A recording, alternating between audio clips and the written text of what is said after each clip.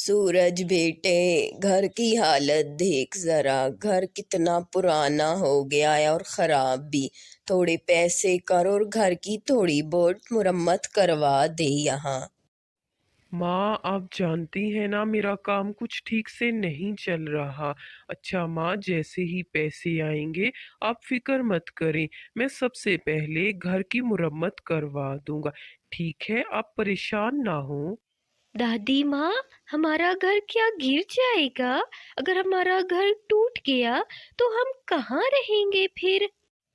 चुटकी, ऐसा नहीं बोलते हैं। कुछ भी नहीं होगा। आपके पिता के पास जैसे ही पैसे आएंगे वो घर ठीक करवा देंगे। अच्छा सूरज जी, आप नाश्ता कर लीजिए। आपको देर हो रही है। मैं चुटकी को बाद में समझा दूंगी। नाश्ता करने के बाद सूरज वहां से चला जाता है, लेकिन उन सब लोगों को यही चिंता सता रही थी कि घर बहुत खराब हो गया है।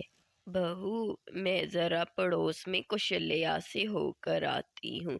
चुटकी को भी साथ ले जाती हूँ। कपड़े काफी जमा है।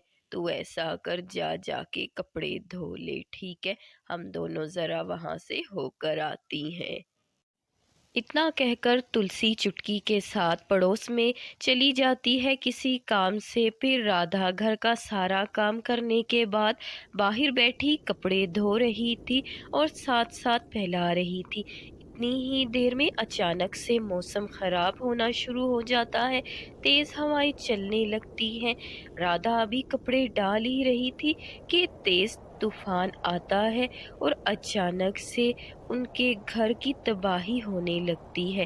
धीरे धीरे करके सारी चीज़ें उड़ने लगती हैं।